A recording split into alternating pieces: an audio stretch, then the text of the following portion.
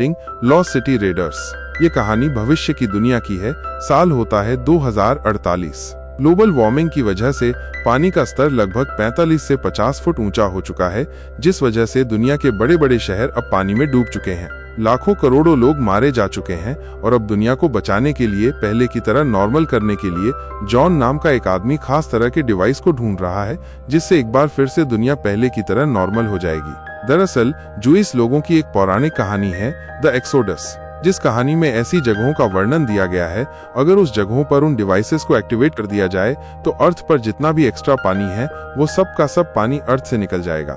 John को उसी जगह की तलाश है। एक चर्च की मदद से वो उस जगह के मैप को ढूंढने की कोशिश कर रहा होता है। जॉन के 2 बेटे भी होते हैं।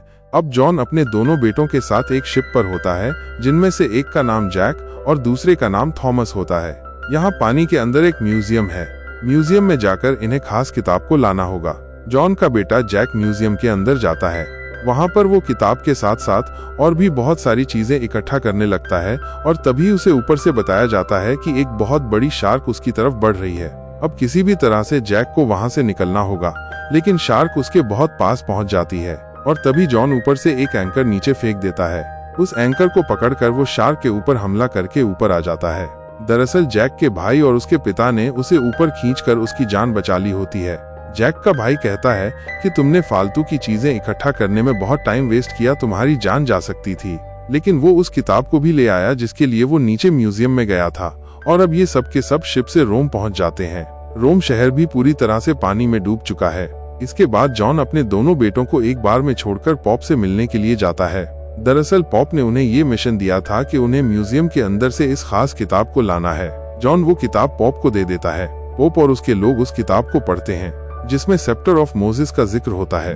ये मोसेस का वो हथियार है, वो वेपन है जिससे उन्होंने समंदर को 2 भागों में बांट दिया था और अगर दुनिया को पानी से निजात दिलवानी है तो इन्हें मोसेस के सेप्टर को हासिल करना होगा।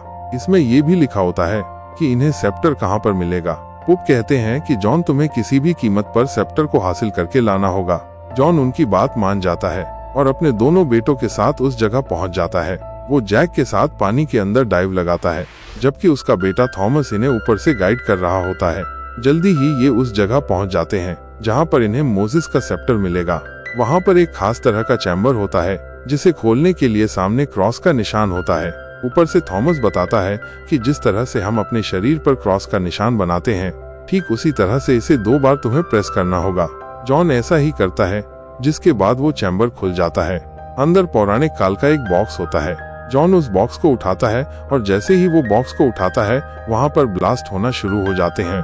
थॉमस अपने भाई को और अपने पिता को गाइड करता है, जिस वजह से दोनों के दोनों एक दूसरे रास्ते से बाहर निकलने में कामयाब हो जाते हैं। ये शिप पर आने के बाद बॉक्स को खोलना चाहते हैं, पर जॉन कहता है कि ये हमें नहीं खोलना चाहिए, हमें इसे पॉप के हवाले करना होगा।